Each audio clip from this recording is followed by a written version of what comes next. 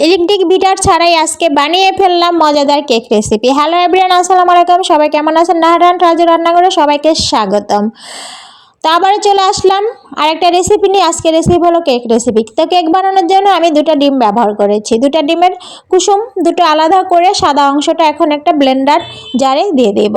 আগেই তো বলেছিলাম ইলেকট্রিক বিটার ছাড়াই আজকে বানিয়ে ফেলবো ব্লেন্ডারের ভিতরে মজাদার কেক রেসিপি।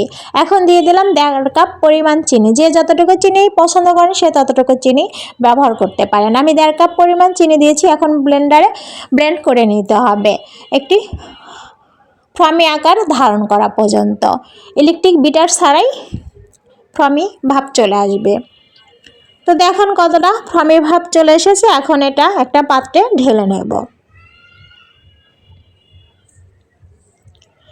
ঢেলে নিয়ে এর ভিতরে এখন আমি দিয়ে দেব 1 কাপ পরিমাণ সাদা তেল। তেলটা দেওয়া হয়ে গেলে এখন আমি এর ভিতরে দিয়ে দেব কুসুম দুটো, দিয়ে একটু ভালো করে নাড়াচাড়া করে মিক্স করে নিতে হবে। এটা মিক্স কিন্তু আলতো হাতেই করতে হবে, বেশি জোর দিয়ে করা যাবে না, তাহলে কেকটা শক্ত হয়ে যাবে। তো এখন এর ভিতরে দিয়ে দেব বাকি সব উপকরণগুলো। আর আগেই তো বলেছিলাম হাতের কাছে যে সব উপকরণ আছে সেসব উপকরণ দিয়ে বানিয়ে ফেলবো কিন্তু কেক। তো আমার হাতের কাছে চালনি ছিল, তো চালনির সাহায্যে ময়দাটা চেলে নিলাম। এখন আমি অ্যাড করে দেব গুঁড়ো দুধ। 1 কাপ গুঁড়ো দুধ ব্যবহার করেছি। দিয়ে দেব বেকিং পাউডার 1 চামচ, দিয়ে এটাও চালনিতে চেলে নিতে হবে। চালা হয়ে আসলে উপকরণগুলো ভালো করে মিক্স করে নিতে হবে আলতো হাতে। এখন এর ভিতরে অ্যাড করে দিলাম ভ্যানিলা এসেন্স। ভ্যানিলা এসেন্স দিলে ডিমের কাঁচা গন্ধটা আর থাকবে না। অ্যাড করে দিতে হবে একটু লবণ। যারা মিষ্টি খাবারে লবণ পছন্দ করেন তারা লবণ দিতে পারেন, আর যারা পছন্দ করেন না তারা অ্যাভয়েড করবেন। তো এটা আলতো হাতেই মিক্স করে নিতে হবে। তো মেশানো হয়ে এসেছে। এখন আমি অন্য একটা বাটিতে মিশ্রণটা ঢেলে নেব।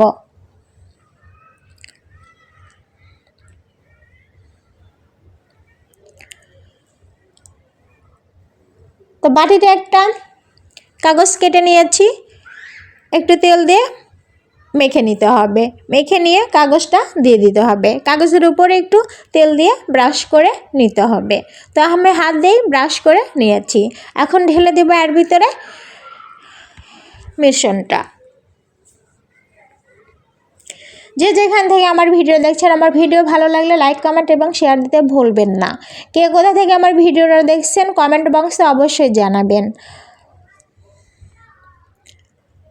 তো ঢেলে নিলাম মিশ্রণটা। এখন একটু ট্যাপ ট্যাপ করে নিতে হবে যাতে এর ভিতরে কোনো হাওয়া না থাকে।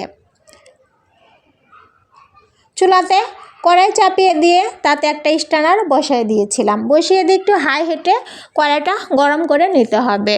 আমি কিন্তু ওভেনে কেকটা বানাবো না, আমি গ্যাসের চুলাতেই কেকটা বানাবো।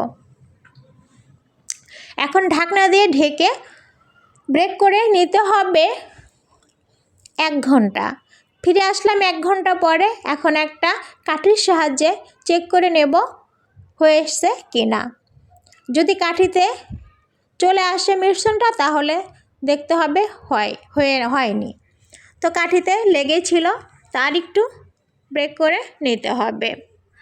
তো ফিরে আসলাম আরও কিছুক্ষণ পর। এখন আবারও কাঠির সাহায্যে চেক করে নিতে হবে।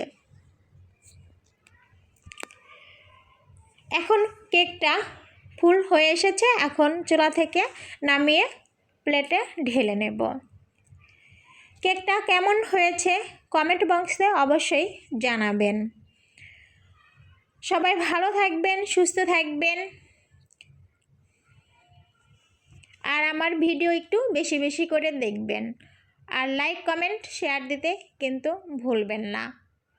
নেক্সট ভিডিওর আমন্ত্রণ জানিয়ে আজকের মতো এখানেই বিদায় নেব। দেখেন কতটা সুন্দর হয়েছে, নিচেরটুকু অনেক লোভনীয় হয়েছে না? ধন্যবাদ সবাইকে এতক্ষণ পাশে থাকার জন্য।